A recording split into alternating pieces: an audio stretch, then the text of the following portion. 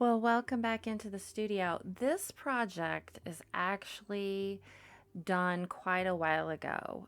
It was originally done as a collaborative piece with Tina Walker and StencilGirl Stencils. So all the stencils used in here are StencilGirl Stencils, and it did appear on the StencilGirl blog as a post written by Tina Walker, and I will have a link to that listed down below.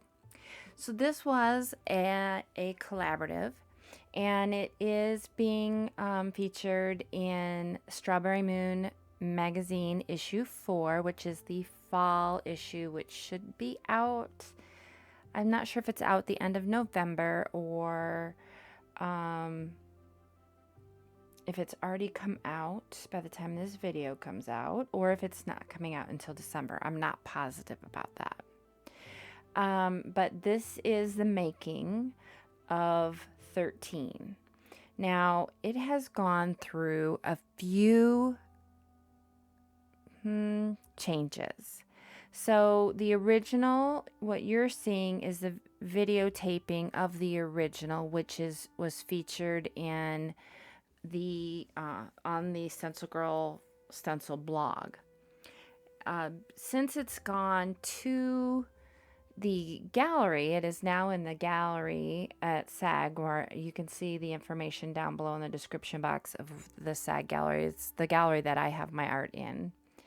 I have taken it a step further, and at the very end of this project, I will do a flip through of the final version. So originally I called it 13, and now I'm calling it 13 Days. And some of that is because it is based off of 13 Days Adrift, which was a pamphlet written originally by Stanley McLean about his experiences having been adrift in the ocean for 13 days. Quite harrowing. It was a very interesting read, very historic. And what our job was as the individuals a part of the collaboration with StencilGirl Stencils was we all were given this pamphlet that you see here. And we had to take it and alter it into a journal and the stipulation was we could only use StencilGirl Stencils, and it only could be in black and white. But as you see, the cover in this original is blue, and it's very well aged and has that gorgeous patina. So it was a challenge. It was definitely a challenge. So I started with this little children's book that I got from my friend Ricky over at Ricky Tiki Tabby on Instagram, Bricolage Factory on Etsy, and on YouTube. So, and I'll link her down below as well. Anyway, so I took this children's book and began with that as the final binding. I did want to have a flap over, and so I did alter it a little bit. I added a bigger binding to it because I knew there would be more pages in it than the original pamphlet had, and that I would be pulling that original pamphlet apart. So here you see me kind of constructing the final binding piece. I am going to do a blind binding, so that means you don't see on the bound edge from the outside any stitching or any methods for it to be adhered. Yeah, so that's the beginning of this little project and a little bit of its history.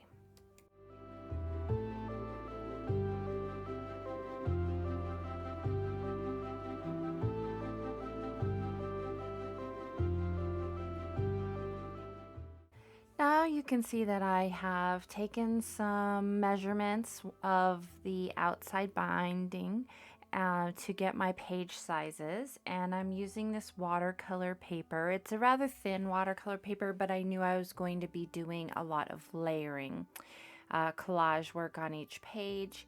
So I'm just cutting down those pages, getting them scored, and getting prepared to take the next step in handling the outside cover.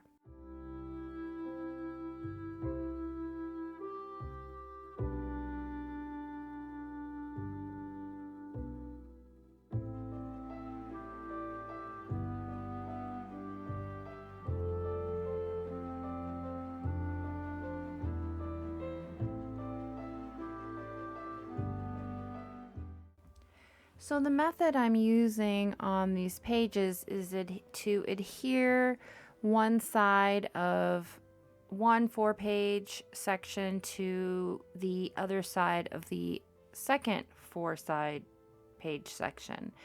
This will do a couple things. It will give me extra strength of those thin watercolor papers, and it will bind all the pages together for that blind binding that I'm going to be using. So I'm just using some Yes paste to glue those together. I am going to be adding, like I said before, a lot of collage to this.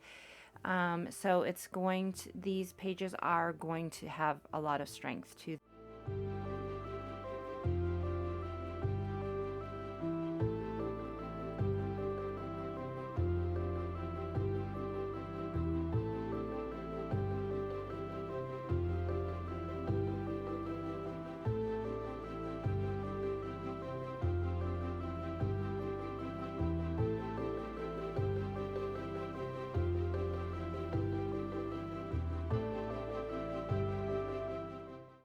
This series is going to have a lot of moving parts to it. So I'm first going to show you all the binding, and that alone is going to be about 4 parts.